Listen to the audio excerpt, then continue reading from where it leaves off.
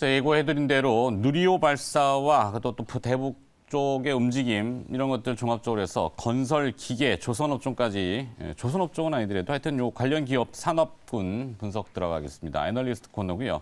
대신증권 리서치센터 조선기계 건설 애널리스트 이동헌 연구원과 함께합니다. 어서 오십시오. 안녕하세요. 누리호. 관심도 많고 네. 전 언론에서 다 이야기하는 바, 뭐 대한민국 잘 돼서 나쁠 거 없으니까 저 역시도 마찬가지로 열심히 밀었는데 지금 낭떠러지로 주가는 밀어버려가지고 뭐 웃을 일은 아닙니다만 아니 뭐 기대감이 오른 거라면은 글쎄요 재료가 좀 노출된 것도 아닐 텐데 발사는 내일이죠. 그죠? 네. 근데 주가가 지금 굉장히 러프합니다. 오늘 아침 7시 47분 거의 8시까지의 속보는 누리호 발사대로 이송이 시작됐고 오후에 추진체 충전 설비 연결 그 뭐 탯줄이라고 하던가요? 그 선을 연결한다는 것까지 봤는데 왜 이런 현상이 나타나는지 어떻게 일단 평가를 좀 하시는지 좀 느껴볼까요?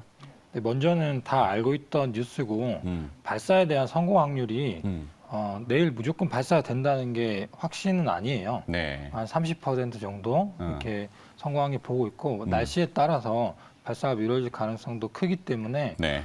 차익 실현하는 물량들이라고 이렇게 생각해 볼 수 있을 것 같고요. 네. 전체적인 그림에서는 조금 더 긴 흐름으로 생각을 했을 때 누리호 자체가 한국의 우주 산업을 이끄는 이 전환점이 될 거라는 거는 맞습니다. 네. 방산 관련 업체들 주가 조금 하락을 하고 있지만 3분기 실적 그리고 중장기적인 수주 모멘텀 전반적인 상황들이 나쁘지 않은 흐름이고요.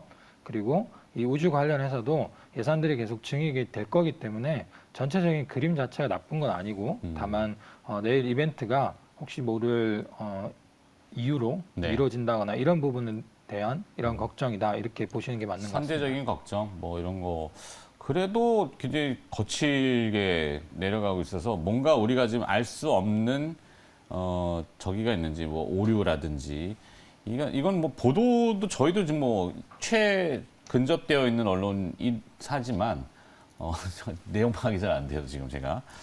어찌됐건 뭐 수급 이슈가 좀 있는 것 같고 그리고 또 방산주로 이 개념이 조금 어떻게 되나요? 방산주가 오늘은 좀 오르나요? 조금 빠지고 있습니다. 떨어지고 지금 있나요? 한국항공운전, 하나에어로스페이스, 네. LIG 넥선, 하나시스템 같은 업체들입니다. 그런 기업들은 이제 방산주 물론 방산 분야도 있죠 당연히. 근데 이제 방산주로 딱 묶어버리면은 이미지 자체가 뭐 경협하고는 상대적으로 주가 시장에서는 이 왔다 갔다 하기 때문에 조금 저도 이제 자제를 하려고 하는데 어쨌든 누리호 이벤트 때문에 북한에서는 어제 SLBM을 발사했다 이런 보도도 나옵니다. 뭐 위로 올라가는 건 다 똑같은 거긴 해요. 근데 이제 거기는 탄도탄 뭐 확실히 뭐 위에다 뭘 실느냐에 따라 이건 다 저기 될 건데 북한의 반응은 민감한 건가요? 뭐 그렇다기보다는 북한 입장에서도 뭐 맞대응 성격은 있긴 하지만 미사일 발사하는 것도 위성이랑 연결이 되는데 네. 자국에서 하는 뭐 북한에서 하는 것들에 대한 뭐 당위성 같은 걸 약간 증명하려는 성격도 있는 것 같고요. 네. 그리고 최근 분위기가 북한에서는 우호적인 제스처를 많이 취했어요. 그렇죠.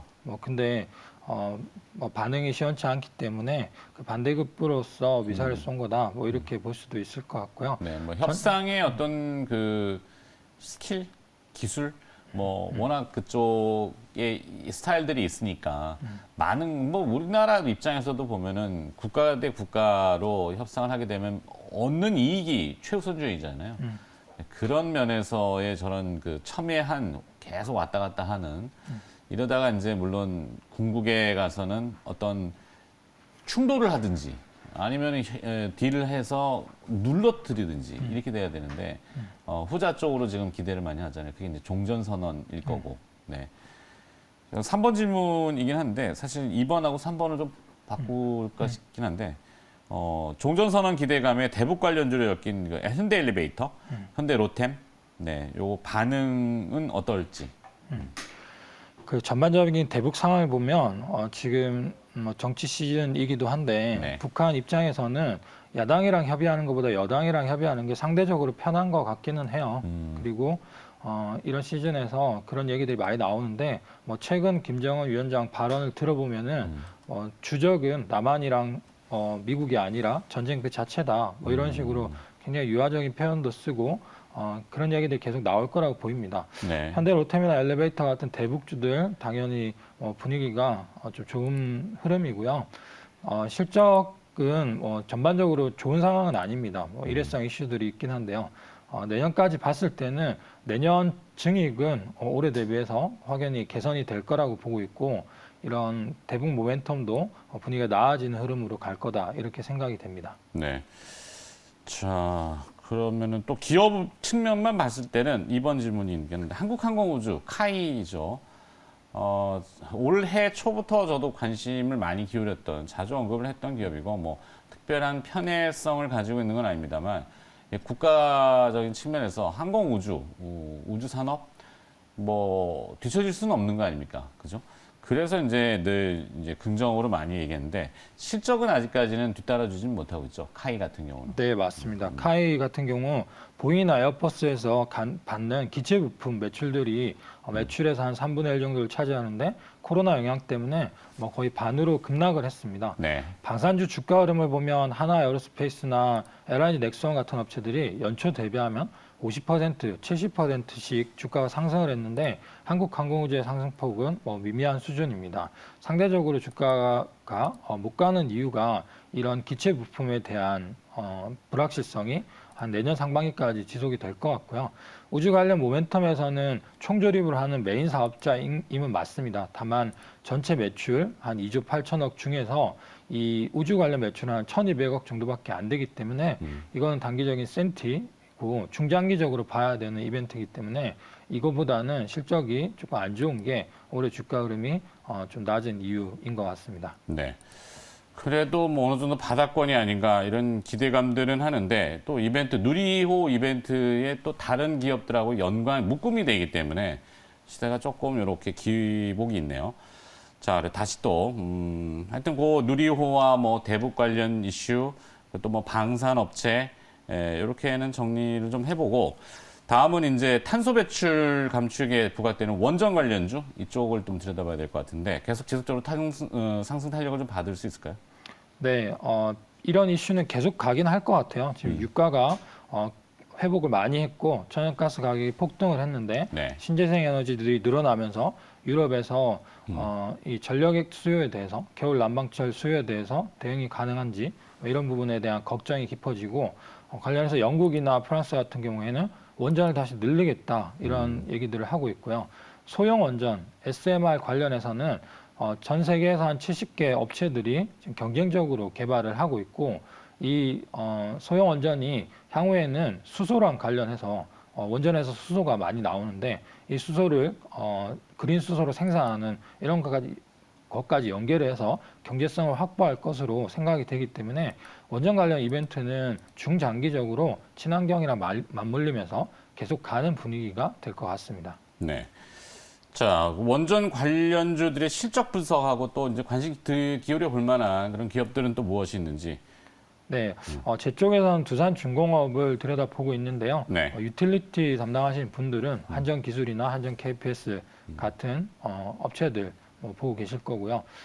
두산중공업을 보게 되면은 작년에 이제 코로나 상황 그리고 그 전에 탈석탄, 탈원전 영향으로 실적이 곤두박질 치고 재무 상황이 안 좋아지면서 산업은행에 차입을 2조 8천억 이렇게 일으킨 상황이었고요. 지금은 차입금을 대부분 갖고 한 7천억 정도가 남아 있고요. 재무 상황은 그 개선이 되고 있는 상황에서 손익도 흑자 전환을 해서 1분기, 2분기 실적이 다 무난하게 잘 나왔습니다. 3분기 실적도 괜찮을 것 같고요. 그 기업 내적인 실적이나 아니면 뭐 재무 상황들이 나아지고 있는 국면에서 원전이나 수소, 풍력 같은 신재생 사업 관련해서 성장성이 부각이 될 것으로 보입니다. 다만 이러한 기조들이 대개는 몇 년에 걸친 장기적인 프로젝트들이기 때문에 지금은 더 이상 망하지 않는다는 이슈로 주가가 상승을 했고 앞으로는 이 성장 폭에 대한 그런 부분들을 신재생 관련 엮어서 이렇게 봐야 될 것 같습니다. 네. 자, 이번엔 또 건설주로도 한번 넘어가 볼까요? 같은 맥락일 수 있죠. 뭐 원전도 뭐 뭔가 건설해야 되고, 앞서 이제 누리호도 이 발사대를 거치대 발사대 이쪽도 뭐 건설에 해당이 되고, 실제 그 기업들이 있기 때문에 건설주들 좀 들여다보면 정부의 대출 총량 규제에 전세 대출이 제외되었다 이 발표가 있었죠. 주가에 긍정적 영향을 줄 수 있습니까, 이 재료가? 네, 그렇게 보고 있습니다. 오.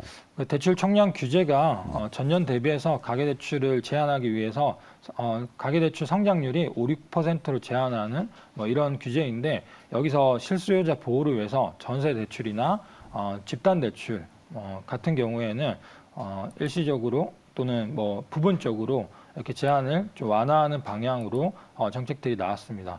이런 흐름들이 실수요자 보호를 해야 된다는 측면에서는 당연히 맞는 거고요. 전체 그림으로 생각했을 때 이 가계대출 총량을 줄여가야 되는 건 맞지만 집값이 너무 많이 올라간 상황에서 정부가 이렇게 실수요자 보호를 위해서 할 수밖에 없는 상황입니다. 이 전체 그림에서는 당연히 이렇게 분양을 늘리고 공급을 늘리는 방향으로 갈 수밖에 없는 궁극적인 대책은 그거밖에 없는 상황이기 때문에 결국은 이 규제를 완화하는 방향으로 갈 때 이 건설사들 입장에서는 수주가 늘어나는 그런 흐름으로 갈 거다 이렇게 보고 있습니다. 네.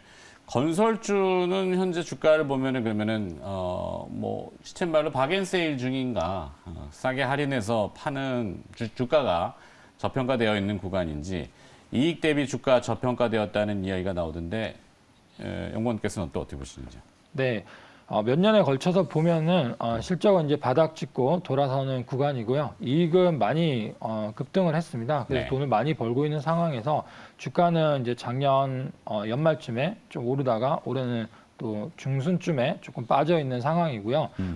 이제 정치 시즌 맞이해서 부동산 정책은 우호적일 수밖에 없기 때문에 이런 데 대한 기대감들이 반영될 거라 생각하고요. 대선이 끝난 이후에도 주가가 계속 갈까? 여기에 대한 의문 때문에 주가가 좀 눌려 있는 경향도 있는 것 같습니다. 하지만 회사들의 실적은 수주 잔고가 계속 쌓였고 이게 매출 인식되면서 튼튼해지고 있는 상황이고요. 이 버는 돈을 이용해서 신재생 사업이나 아니면 기타 사업 확장들을 하고 있기 때문에 이 밸류에이션은 중장기적으로 보면 계속 상승하는 구간으로 진입할 것으로 보입니다. 네. 원자재 가격들이 좀 많이 오르잖아요. 이건 주가에 또 부담이 되진 않을까요?